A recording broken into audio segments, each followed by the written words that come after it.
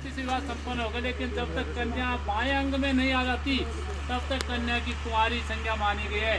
और कन्या बाएं अंग में आने के लिए वर्ष से 7 वचन मांगती है। कौन 7 वचन है सुन के देखो। दानम मया सत्वम यदि कांत कोया वामांगे मायामि कदा त्वरेयम जगाद कन्या वचनम च प्रथमम। पहला वचन मांगते हुए कन्या कह रही है कि ये स्वामी, आप जिस प्रकार से मुझे साथ में लेके बैठे हैं, उसी प्रकार कोई तीर्थ की यात्रा करनी हो, कोई व्रत का उद्यापन करना हो, हवन यज्ञ आदि करना हो, उस समय भी आप मुझे साथ में लेके बैठे तो मैं आपके बाएं अंग में आऊँ। ये कन्या का पहला वचन है।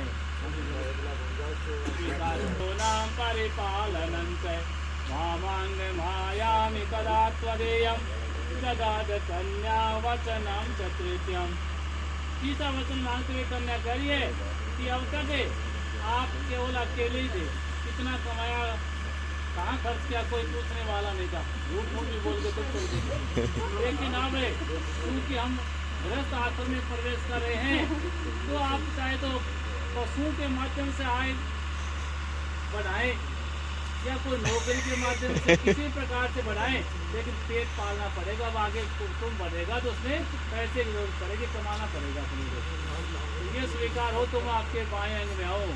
वो तो इंजीनियर है तो ठीक है। वामांग मायामि कदा त्वरेयम जगाद कन्या वचनम च चतुर्थम। दूसरा वचन मांगते हुए कन्या कह रही कि आपने जो आमदनी और खर्च है ना, जितना भी कमा रहे हैं उसकी जान, उसका जो पूरा का पूरा लेखा जोखा मेरे पास रहना चाहिए और खर्च करें उसका भी लेखा जोखा रहना चाहिए। ये मेरी स्वीकृति से हो, कितना कमा रहे उसमें से कितना खर्च करें, वो तो दोनों की बुद्धि रहती है, तो गरीब दृष्टि सही करती है। आप 1000 कमा करके 2000 खर्चा करने लग जाएंगे तो वापस 1000 से खर्चा बढ़ जाएगा, जो कि दृष्टि के लिए अच्छा नहीं है। और सलाह मशवरा से करेंगे तो अपन घर को सुचारू कायदे चलाते हैं। ये चौथा वचन कदा त्वरेयम जगाद कन्या वचनम च पंचम।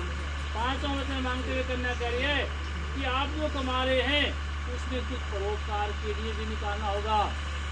100 रुपये तुम्हारे उसमें चाहे 1 रुपया निकालें, लेकिन उसके लिए धर्मार्थ जो बोलते, चाहे गौशाला के लिए हो, गरीब की सेवा करनी हो, कुएं तालाब बावड़ी प्याऊ वगैरह में खर्च कर, कहीं ना कहीं उसको धर्म के रूप में खर्च करना पड़ेगा। कुछ हिस्सा जो है ना धर्म से धन की शुद्धि होती है, उसमें धर्म के रूप में खर्च करना जरूरी है। आज वो स्वीकार है।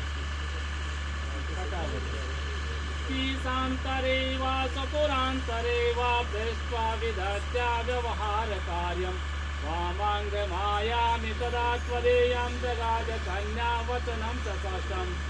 हे स्वामी, आप किसी विशेष काम से चाहे परदेश में जाएं चाहे विदेश में जाएं, कोई भी विशेष काम हो सकता है आदमी को, तो लेकिन कोई भी काम हो आपको विशेष काम मेरी सहमति से और मेरी जानकारी से ही होना चाहिए। ये नहीं कि आप अचानक घर से निकले 5 लोग वापस ही आए हो, वो जानकार होना चाहिए, परमिशन मिलनी चाहिए मेरी, क्योंकि इससे चिंता नहीं होती में जाने पीछे चिंता हो जाती है। छठा वचन है, बोलो स्वीकार है।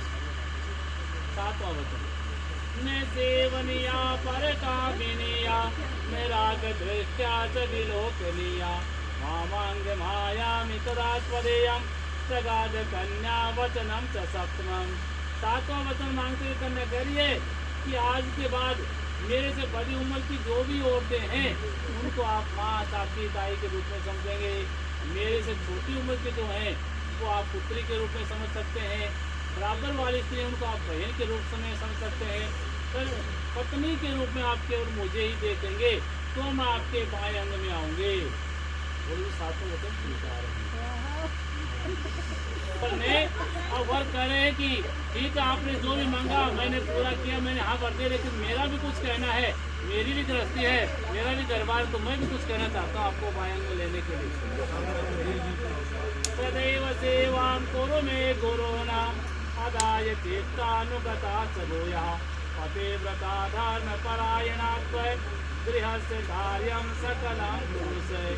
कि आप जैसे माता पिता यहाँ के हैं वैसे ही मेरे माता पिता को माता पिता की दृष्टि से समझेंगे। ऐसा नहीं कि ससुर और सास तो अलग हो गई, माता पिता अलग, दोनों को एक ही दृष्टि से देखना है। मेरी जो बहनें हैं, भाई हैं, उनको अपने घर के हिसाब से रख करके थोड़े स्नेह से, प्रेम से घर को आगे बढ़ाना है, ये आपको स्वीकार हो तो मैं आपको बाएं अंग में ले आऊँ। ये वर का वचन है। हाँ, प्रेम का बहुत स्वीकार है। देखो दोनों को वचन